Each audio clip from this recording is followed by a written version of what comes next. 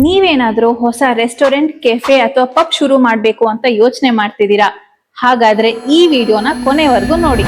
ಯಾಕಂದ್ರೆ ತುಂಬಾ ಜನ ಫರ್ನಿಚರ್ ಸೆಲೆಕ್ಟ್ ಮಾಡ್ಬೇಕಾದ್ರೆ ಮಾಡೋ ಒಂದು ಸಣ್ಣ ತಪ್ಪಿಂದ ಮುಂದೊಂದು ದಿವಸ ಲಕ್ಷಾಂತರ ರೂಪಾಯಿಗಳ ಲಾಸ್ಗೆ ಕಾರಣವಾಗತ್ತೆ. ಕೆಲವೇ ತಿಂಗಳಲ್ಲಿ ಮುರಿದೋಗೋ ಚೇರ್ಗಳು, ಪ್ರತಿ ಬಾರಿ ಯಾರಾದರೂ ಟೇಬಲ್ ಮೇಲೆ ಗ್ಲಾಸ್ ಇಟ್ಟಾಗ ಅಲುಗಾಡೋ ಟೇಬಲ್ಗಳು, ಕಲೆ ಬಿದ್ದರೆ ಕ್ಲೀನ್ ಮಾಡಲು ಸಾಧ್ಯವಾಗದ ಚೇರ್ಗಳು, ಮತ್ತೆ ಅನ್ಕಂಫರ್ಟಬಲ್ ಆಗಿರೋ ಚೇರ್ಸ್ ಗಳಿಂದ ಬೇಗ ಹೊರಡೋ ಕಸ್ಟಮರ್ಸ್ ಗಳು, ಇವೆಲ್ಲ ತಪ್ಪು ಫರ್ನಿಚರ್ ಸೆಲೆಕ್ಷನ್ ನ ಪರಿಣಾಮ. ಇವತ್ತು ನಾನ್ ನಿಮ್ಗೆ ಫರ್ನಿಚರ್ ಶೋರೂಮಿನ ಕಂಪ್ಲೀಟ್ ಟೂರ್ ತೋರಿಸ್ತೀನಿ. ಈ ವಿಡಿಯೋ ಕೊನೆಯಲ್ಲಿ ಯಾವ ಫರ್ನಿಚರ್ ಆಯ್ಕೆ ಮಾಡ್ಬೇಕು, ಯಾವ ಫರ್ನಿಚರ್ ಆಯ್ಕೆ ಮಾಡಬಾರ್ದು, ಮತ್ತೆ ನಿಮ್ ಬಿಸ್ನೆಸ್ ಗೆ ವರ್ಷಗಳ ಕಾಲ ಲಾಭ ತರೋ ಡಿಸಿಷನ್ ನ ಹೇಗ್ ಮಾಡ್ಬೇಕು ಅಂತ ನಾನ್ ನಿಮ್ಗೆ ತಿಳಿಸ್ಕೊಡ್ತೀನಿ. ಸೊ ಈ ವಿಡಿಯೋನ ಕೊನೆವರೆಗೂ ನೋಡಿ. ಬನ್ನಿ ಶುರು ಮಾಡೋಣ.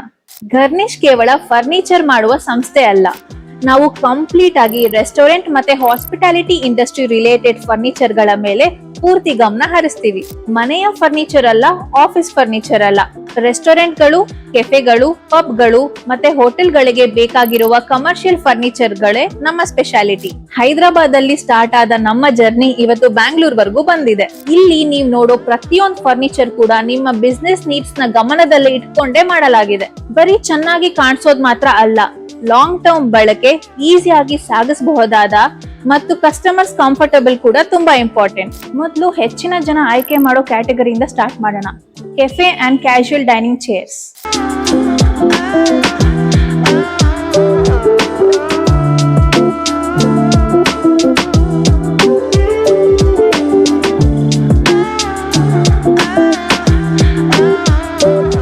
ತುಂಬಾ ರೆಸ್ಟೋರೆಂಟ್ ಓನರ್ಸ್ ಕಮ್ಮಿ ಬೆಲೆ ಫರ್ನಿಚರ್ ಅಂದ್ರೆ ಕಮ್ಮಿ ಕ್ವಾಲಿಟಿ ಅಂತ ಬಿಲೀವ್ ಮಾಡ್ತಾರೆ. ಆದ್ರೆ ಅದ್ ಸತ್ಯ ಅಲ್ಲ. ಒಳ್ಳೆ ಕೆಫೆ ಚೇರ್ ನಲ್ಲಿ ನೀವು ಗಮನಿಸಬೇಕಾಗಿರೋ ಅಂಶಗಳು ಏನೇನ್ ಗೊತ್ತಾ? ಮೊದಲನೇದಾಗಿ ಸ್ಟ್ರಾಂಗ್ ಮೆಟಲ್ ಫ್ರೇಮ್ ಅಥವಾ ಬೇಸ್. ಕಮರ್ಷಿಯಲ್ ಯೂಸ್ಗೆ ಇದು ತುಂಬಾ ಇಂಪಾರ್ಟೆಂಟ್, ಯಾಕಂದ್ರೆ ವುಡನ್ ಬಳಕೆ ಮಾಡಿದ್ರೆ ಅದು ಮುರಿದೋಗೋ ಚಾನ್ಸಸ್ ತುಂಬಾ ಜಾಸ್ತಿ. ಎರಡನೇದಾಗಿ ಈಸಿಯಾಗಿ ಕ್ಲೀನ್ ಆಗುವಂತಹ ಮೆಟೀರಿಯಲ್, ಯಾಕಂದ್ರೆ ದಿನ ಕಾಫಿ, ಟೀ, ಸಾಸ್ ಇವೆಲ್ಲ ಬೀಳೋದು ಸಹಜ.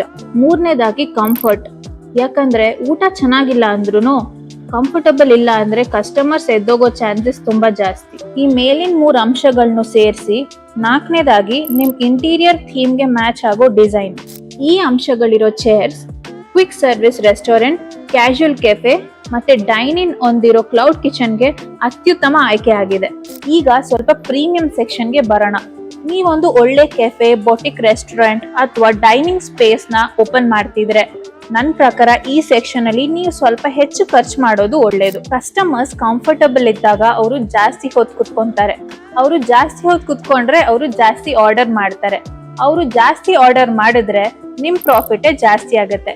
ಯಾಕಂದ್ರೆ ಫರ್ನಿಚರ್ ಬರೀ ಡೆಕೋರೇಷನ್ಗೆ ಅಲ್ಲ, ಇದು ನಿಮ್ಮ ಬಿಸ್ನೆಸ್ ಡಿಸಿಷನ್. ಈ ಚೇರ್ಸ್ ಗಳು ಪ್ರೀಮಿಯಂ, ಏಸ್ಥೆಟಿಕ್, ಎಲಿಗೆಂಟ್ ಫಿನಿಶಿಂಗ್, ಒಳ್ಳೆ ಡೀಟೇಲಿಂಗ್ ಮತ್ತೆ ಒಳ್ಳೆ ಕಂಫರ್ಟಬಲ್ ನ ಕೊಡುತ್ತೆ.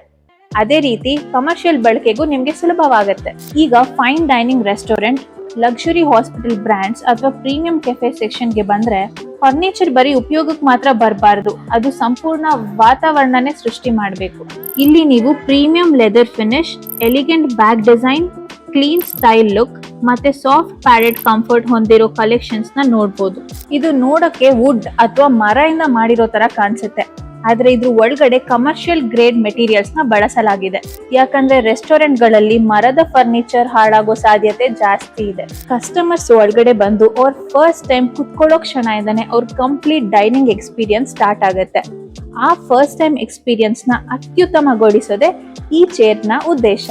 ರೆಸ್ಟೋರೆಂಟ್ ಮತ್ತೆ ಪಬ್ ಸೀಟಿಂಗ್ ಮಧ್ಯೆ ತುಂಬಾ ದೊಡ್ಡ ಡಿಫ್ರೆನ್ಸ್ ಇದೆ. ರೆಸ್ಟೋರೆಂಟ್ ಅಲ್ಲಿ ಕಸ್ಟಮರ್ಸ್ ಬರ್ತಾರೆ, ಊಟ ಮಾಡ್ತಾರೆ, ಹೋಗ್ತಾರೆ. ಆದ್ರೆ ಪಬ್ ಅಥವಾ ಲಾಂಜ್ ಅಲ್ಲಿ ಕಸ್ಟಮರ್ಸ್ 2 ಗಂಟೆ, 3 ಗಂಟೆ ಅಥವಾ ಕೆಲವೊಮ್ಮೆ 4 ಗಂಟೆ ಕೂಡ ಕುತ್ಕೋಬಹುದು. ಸೊ ಕಂಫರ್ಟ್ ಇಲ್ಲಿ ಒಂದು ಆಯ್ಕೆ ಅಲ್ಲ, ಅತ್ಯಗತ್ಯ. ಈ ವಿಭಾಗದಲ್ಲಿ ನೀವು ಡೀಪ್ ಕುಶನಿಂಗ್ ಇರೋ lounge chairs, revolving bar stools, bar high seating ಮತ್ತೆ ಪ್ರೀಮಿಯಂ ಮೆಟೀರಿಯಲ್ಸ್ ಇಂದ ತಯಾರಿಸಲಾದ ಡಿಫ್ರೆಂಟ್ ಆಪ್ಷನ್ಸ್ ನೋಡಬಹುದು. ಇವೆಲ್ಲ ದೀರ್ಘ ಸಮಯ ಕಂಫರ್ಟ್ಗೆ ಡಿಸೈನ್ ಮಾಡಲಾಗಿದೆ. ಯಾಕಂದ್ರೆ ಕಸ್ಟಮರ್ಸ್ ಜಾಸ್ತಿ ಕಂಫರ್ಟಬಲ್ ಇದ್ದಾಗ ಜಾಸ್ತಿ ಟೈಮ್ ಸ್ಪೆಂಡ್ ಮಾಡ್ತಾರೆ. ಜಾಸ್ತಿ ಟೈಮ್ ಸ್ಪೆಂಡ್ ಮಾಡಿದಾಗ ಜಾಸ್ತಿ ಆರ್ಡರ್ ಮಾಡ್ತಾರೆ ಮತ್ತೆ ನಿಮ್ಮ ಜಾಗಕ್ಕೆ ಬರಲು ಇಷ್ಟಪಡ್ತಾರೆ.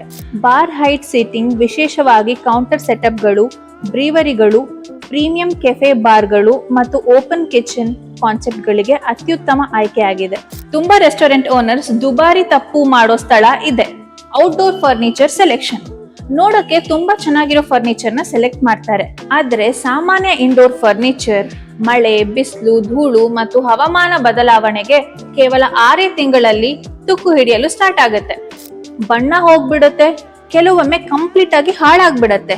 ಆದ್ರೆ ನಮ್ಮ ಔಟ್ಡೋರ್ ರೇಂಜ್ ಫರ್ನಿಚರ್ ನ ತುಕ್ಕು ಹಿಡಿಯಲಾರದ ಮೆಟೀರಿಯಲ್ಸ್, UV ಸೇಫ್ ಫಿನಿಶ್ ಮತ್ತೆ ಈಸಿ ಟ್ರಾನ್ಸ್ಪೋರ್ಟೇಷನ್ಗೆ ಲೈಟ್ ವೇಟ್ ಮೆಟೀರಿಯಲ್ಸ್ ಇಂದ ಮಾಡಿದೆ. ಸ್ಟ್ಯಾಕಬಲ್ ಆಯ್ಕೆಗಳು ಮತ್ತೆ ಅದ್ರ ಜೊತೆ ಒಳ್ಳೆ ಕಂಫರ್ಟ್ ಮತ್ತೆ ಒಳ್ಳೆ ಲುಕ್. ನಿಮ್ ಹತ್ರ roof top, terrace, garden area ಅಥವಾ ಓಪನ್ ಏರ್ ಸೀಟಿಂಗ್ ಏರಿಯಾ ಇದ್ರೆ ಒಳ್ಳೆ ಫರ್ನಿಚರ್ ಆ ಜಾಗಕ್ಕೆ ಕಂಪ್ಲೀಟ್ ಡಿಫ್ರೆಂಟ್ ವ್ಯಕ್ತಿತ್ವವನ್ನೇ ನೀಡುತ್ತೆ. ಈಗ ಎಲ್ಲ ರೆಸ್ಟೋರೆಂಟ್ ಅಲ್ಲಿ ತುಂಬಾ ಇಂಪಾರ್ಟೆಂಟ್ ಅಂಶ, ಆದ್ರೆ ತುಂಬಾ ನೆಗ್ಲೆಕ್ಟ್ ಮಾಡೋ ಅಂಶ ಬಗ್ಗೆ ಮಾತಾಡೋಣ. ಅದೇ ಟೇಬಲ್ಗಳು. ಕಸ್ಟಮರ್ಸ್ ನ ಕೇಳಿದ್ರೆ ಅವ್ರಿಗೆ ಜಾಸ್ತಿ ಇರಿಟೇಟ್ ಆಗೋ ಅಂಶ ರೆಸ್ಟೋರೆಂಟ್ ಅಲ್ಲಿ ಏನು ಅಂತ, ಅಲುಗಾಡೋ ಟೇಬಲ್ ಕೂಡ ಒಂದು. ಎವ್ರಿ ಟೈಮ್ ಗ್ಲಾಸ್ ಇಟ್ರೆ ಅಲ್ಲಾಡುತ್ತೆ, ಕೈ ಇಟ್ರೆ ಜಾರೋಗುತ್ತೆ, ಇದು ಕಂಪ್ಲೀಟ್ ಡೈನಿಂಗ್ ಎಕ್ಸ್ಪೀರಿಯನ್ಸ್ ನೇ ಹಾಳು ಮಾಡುತ್ತೆ. ಅದಕ್ಕೆ ನಮ್ಮ ಘರ್ನಿಶ್ ಅಲ್ಲಿ ನಾವು strong table base, right construction ಮತ್ತೆ ಪ್ರಾಪರ್ ಟೇಬಲ್ ಸೈಜ್ ಮೇಲೆ ಜಾಸ್ತಿ ಇಂಪಾರ್ಟೆನ್ಸ್ ಕೊಡ್ತೀವಿ. ಇಲ್ಲಿ ನೀವು 2 seater, 4 seater, round cafe tables, dining tables ಮತ್ತು ಬಾರ್ ಹೈಟ್ ವೆರೈಟೀಸ್ ಕೂಡ ನೋಡಬಹುದು. ಡಿಫ್ರೆಂಟ್ ಫಿನಿಶ್ ಮತ್ತೆ ಡಿಫ್ರೆಂಟ್ ವೆರೈಟೀಸ್ ಅಲ್ಲಿ ಇದು ಲಭ್ಯವಿದ್ದು ಯಾವುದೇ ಥೀಮ್ಗೆ ಇದು ತುಂಬಾ ಈಸಿಯಾಗಿ ಹೊಂದ್ಕೊಳ್ಳುತ್ತೆ. ಸರ್ಫೇಸ್ ಮೆಟೀರಿಯಲ್ ಕೂಡ ಅಷ್ಟೇ ಇಂಪಾರ್ಟೆಂಟ್, ಯಾಕಂದ್ರೆ ಕ್ಯಾಶುವಲ್ ಪ್ಲೇಸಸ್ ಅಲ್ಲಿ ಈಸಿಯಾಗಿ ಕ್ಲೀನ್ ಆಗೋ ಸರ್ಫೇಸಸ್ ತುಂಬಾ ಇಂಪಾರ್ಟೆಂಟ್. ಪ್ರೈಮ್ ಡೈನಿಂಗ್ ಗೆ ಪ್ರೀಮಿಯಂ ಫಿನಿಶ್ಗಳು, ಹೈ ಟ್ರಾಫಿಕ್ ಏರಿಯಾಗೆ ಹೆವಿ ಡ್ಯೂಟಿ ಆಯ್ಕೆಗಳು.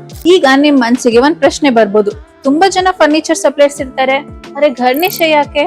ಅದಕ್ಕೆ ಆನ್ಸರ್ ತುಂಬಾ ಈಸಿ. ತುಂಬಾ ಜನ ಸಪ್ಲೈಯರ್ಸ್ ಫರ್ನಿಚರ್ ಮಾಡ್ತಾರೆ, ಆದ್ರೆ ನಾವು ನಿಮ್ ಬಿಸ್ನೆಸ್ ಗೆ ಸೂಕ್ತವಾದ ಫರ್ನಿಚರ್ ಆಯ್ಕೆ ಮಾಡಲು ಹೆಲ್ಪ್ ಮಾಡ್ತೀವಿ.